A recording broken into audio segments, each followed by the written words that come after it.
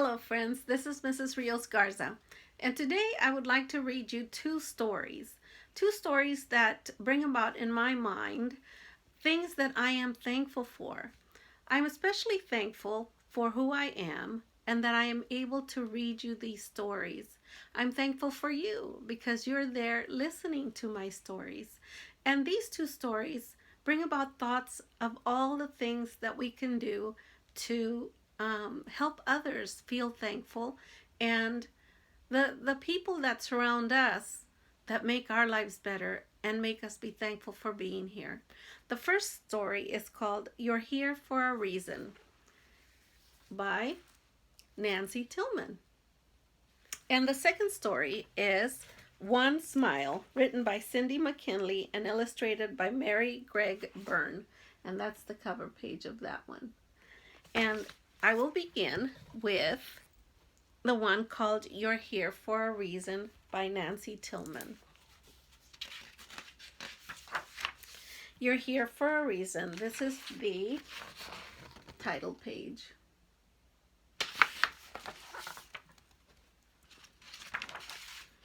You're here for a reason. You certainly are. The world would be different without you by far. If not for your hands and your eyes and your feet, the world, like a puzzle, would be incomplete.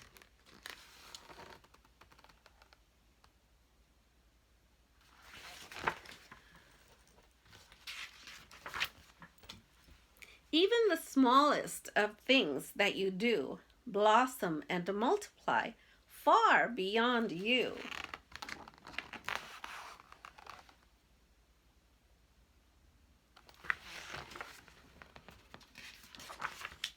A kindness, for instance, may triple for days or set things in motion in different ways.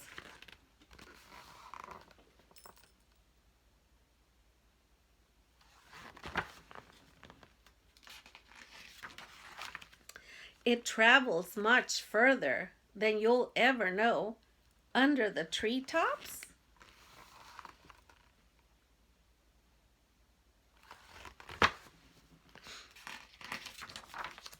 over the snow,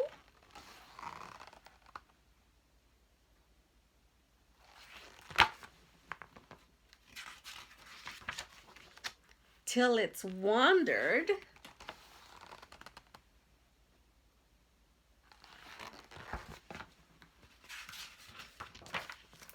and fluttered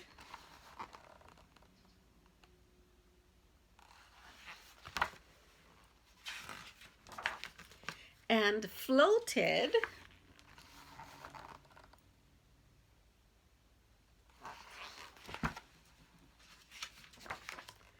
and twirled, making things happen all over the world.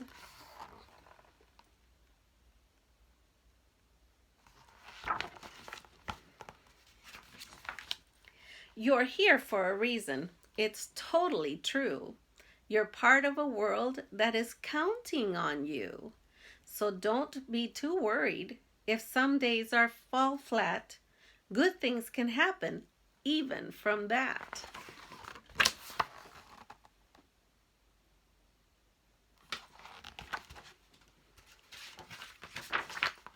Life can be tricky. There isn't a doubt.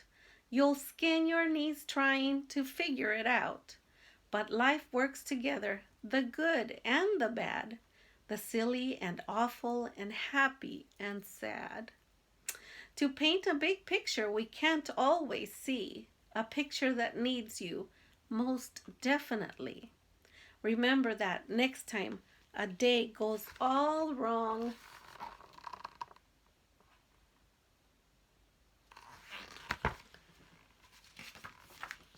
To somebody else, you will always be strong.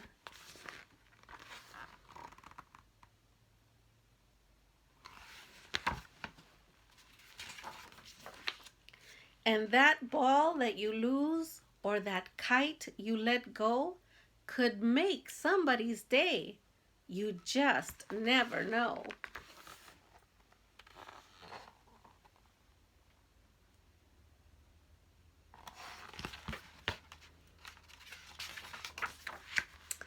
You're here for a reason. If you think you're not, I would just say that perhaps you forgot.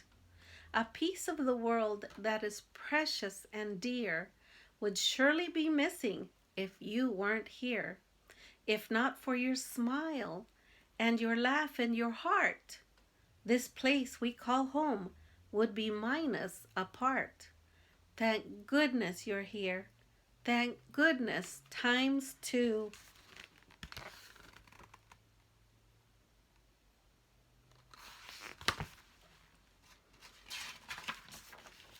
I just can't imagine a world without you.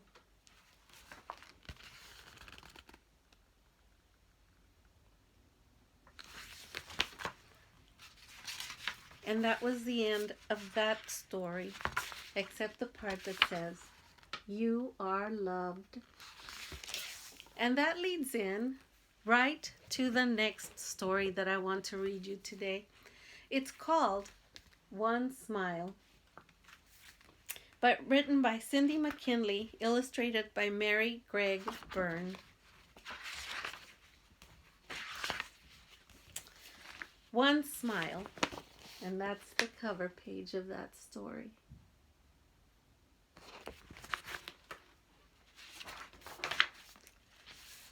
One breezy summer morning, Katie was walking through the park with her mother.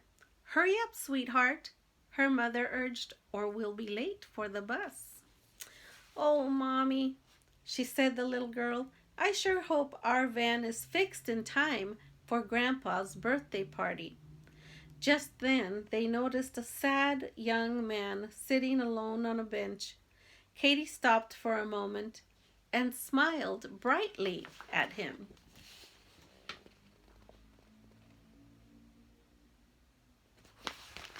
Look at that beautiful smile. The young man had lost his job and was feeling very discouraged. Dozens of people had walked by that morning, but no one seemed to notice him. Then this little girl appeared and touched his heart with the sweetest smile he'd ever seen. He suddenly felt inspired to start looking for a new job.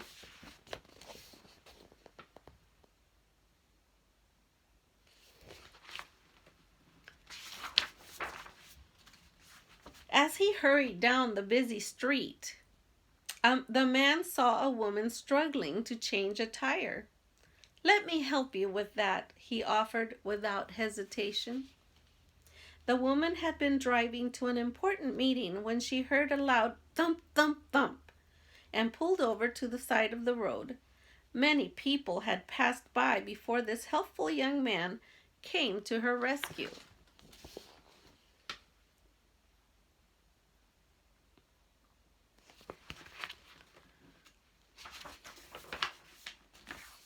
Later, as she finished lunch, the woman was feeling grateful for the young man's help, so she left an extra large tip. "Thanks, thanks a lot," the waitress called out.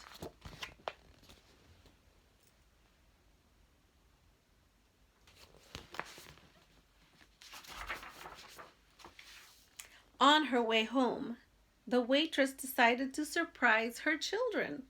Using the extra tip money, she picked up sodas, potato salad, and fried chicken.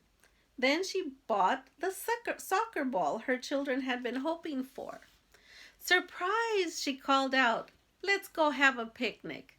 "Wow, Mom!" her youngest boy exclaimed. "You're the best! Come, can we invite the girl next door? She's new in town and doesn't have any friends yet." "Good idea," his mother said. "Let's invite the whole family."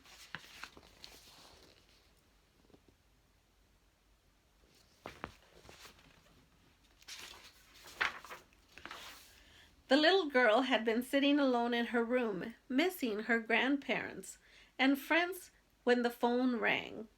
She couldn't believe the boy next door was calling. "Maybe we could be friends," she thought.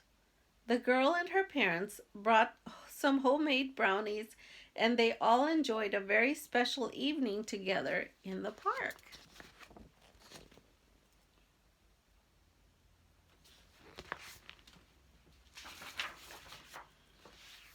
After she got ready for bed, the little girl couldn't wait to call her grandma back home on the farm. "Guess what, Nana? We had a really fun picnic with our neighbors. I think I'm going to like it here after all." Nana could hear the excitement in her granddaughter's voice. "Well, honey, I sure miss having you around," she said, "but I'm glad to know you're making new friends."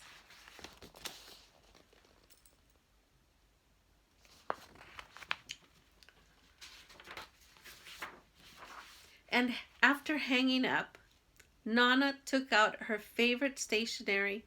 Wanting to share the good feeling, she wrote a letter to each of her grandchildren. Inside every envelope, she tucked a special sheet of animal stickers.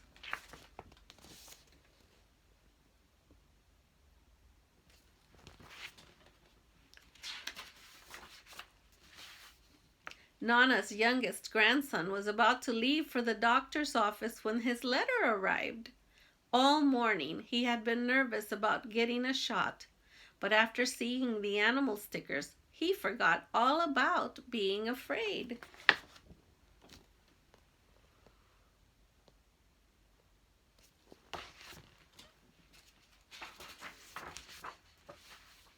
In the doctor's waiting room, the boy sat next to a sad little girl with a cast on her arm.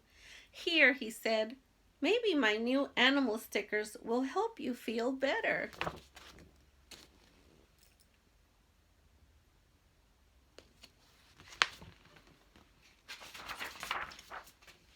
The girl stopped crying and carefully placed the stickers on her cast.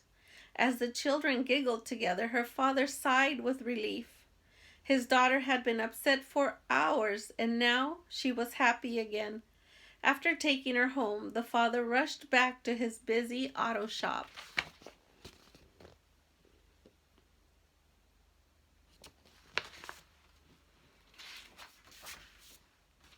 That night, a young man walked into his shop. "Do you have any job openings?" he asked. "I work hard and I'm good at fixing cars." Still remembering the little boy's kindness, in the doctor's office, the girl's father decided to give this stranger a chance. "Well," he said, "I could use some extra help. Let's give it a try."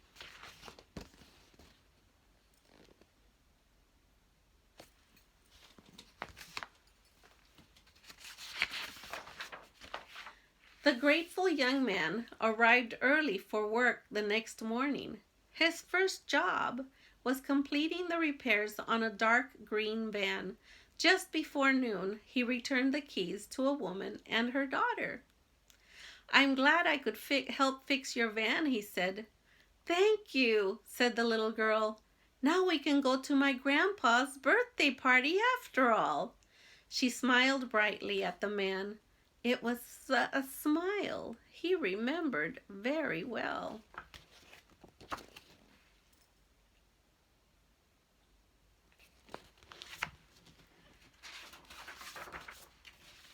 A smile that had changed the world.